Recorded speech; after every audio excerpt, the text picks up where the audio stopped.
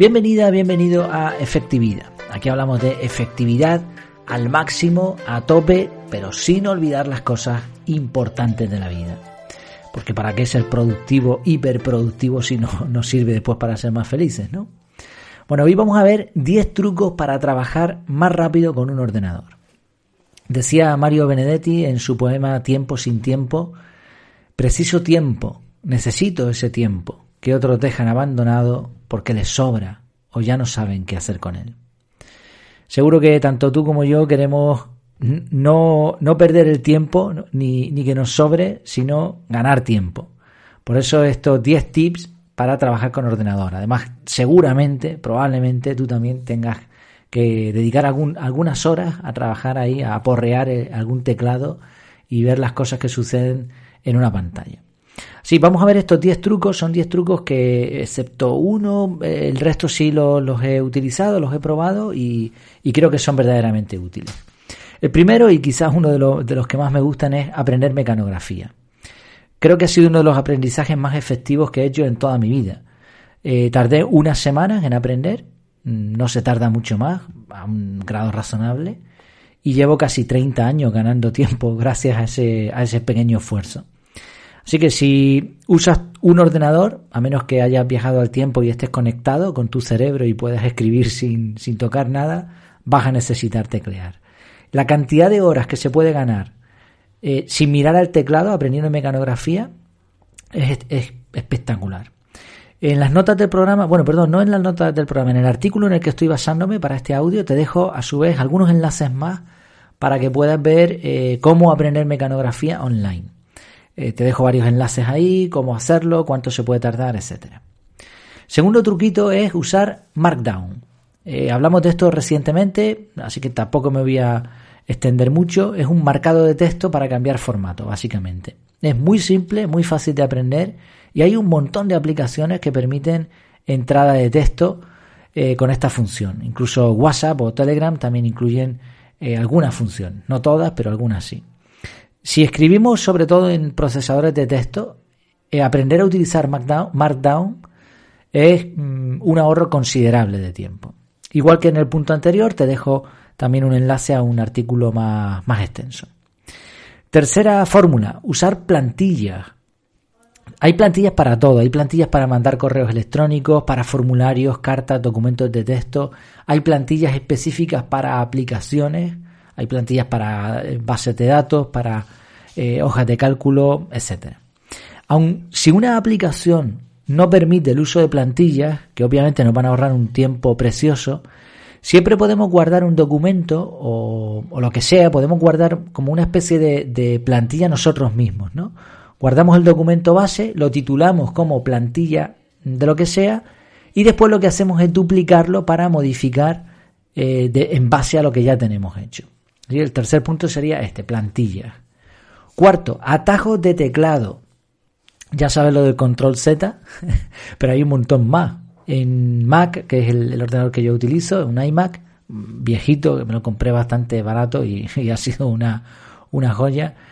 Ahí tienes comandos distintos a los que se utilizan en Windows, pero bueno, hay más o menos, básicamente son los mismos con diferentes teclas. Aquí sería comando más Q, por ejemplo, para salir, para cerrar, guardar los cambios con comando más S de save o cortar una porción de texto con comando más X, más allá del control Z, control Y. Hay un montón de atajos de teclado, incluso en la mayoría de las aplicaciones buscas en opciones, vas a ver atajos de teclado y vas a ver todo lo que tienes a disposición. No es muy recomendable intentar aprenderse todos, sino elegir un par de ellos, 2 o 3, y practicarlos. Y cuando ya los tengamos a mano, ver si podemos utilizar alguno, sobre todo con cosas que hagamos repetidamente. Quinto truco, sustituciones personalizadas. Esto es parecido a los atajos de teclado, pero vamos a un punto diferente. Lo que queremos es hacernos nuestros propios atajos. Imagínate que tú pones un par de letras y eso automáticamente se transforma en un párrafo entero. Eso es la magia que tienen las sustituciones personalizadas. Puedes usar aplicaciones como Text Expander o similares pero realmente no es necesario, tanto en Windows como en Mac. En ajustes, preferencias del sistema, entras en la parte del teclado y ahí tienes las opciones para entrada de texto y puedes usar las abreviaturas que quieras para los textos que sueles repetir habitualmente. Incluso esto supera a veces al uso de plantillas, A veces en un correo electrónico, en vez de utilizar una plantilla estándar, podemos utilizar 3, 4 sustituciones personalizadas, que son las que utilizamos habitualmente, y en 2 segundos tenemos un correo redactado, bien redactado además. Sexto truco, los gestos con el ratón. El ratón hace ya muchos años que no es un simple puntero. Hay 1000 cosas que puedes hacer con el ratón, como resaltar una porción de texto, pasar de ventana o abrir menús secundarios. Y si combinas gestos de ratón con teclas, es decir, con la mano, bueno, si eres diestro, claro, con la mano izquierda, el teclado, sin mirar, y con la mano derecha, el ratón, haciendo gestos, ahí puedes hacer ya maravillas. Al revés si eres zurdo, ¿no? Igual, todos estos ajustes los vas a encontrar en la parte del ratón, en el apartado del ratón en tu sistema operativo. Séptimo punto, muy relacionado con el anterior, usar ratón en vez de trackpad. Si utilizas un portátil, olvídate del trackpad. Eso no es efectivo. De hecho, yo creo que deberían eliminarlo. No, eliminarlo no, pero no sirve. O sea, no es lo mismo que tú tengas que utilizar el dedo ahí en un sitio. O sea, estás muy limitado. Puedes trabajar, pero no va a ser lo mismo que un ratón. Y sobre todo si es un ratón de mínima calidad, ¿no? De estos de ópticos o de infrarrojos, láser, etcétera, ¿no? Los de ruedita, esos de antiguos ya no, evidentemente. Y si encima tienen superficie táctil, como tiene el mouse del Mac, pues es que puedes hacer muchísimo más que un trackpad, por muy bueno que sea, el que esté integrado en tu portátil. Todas las pruebas que se han hecho demuestran que el ratón es más rápido. Entonces no pasa nada por llevar en el maletín, en la mochila del portátil, un ratón o dejar un ratón en la mesa de trabajo. Entonces esto te va a ayudar a ganar velocidad con el ordenador. Octavo punto, en este sí que no lo he probado directamente, lo tengo pendiente, que sería un monitor adicional. También es verdad que tengo una pantalla de 21,5, que no está mal, puedes dividir pantalla, pero un monitor adicional es bastante útil. Todo el mundo lo dice, todo el mundo habla maravillas de cuando ha puesto por fin un monitor adicional.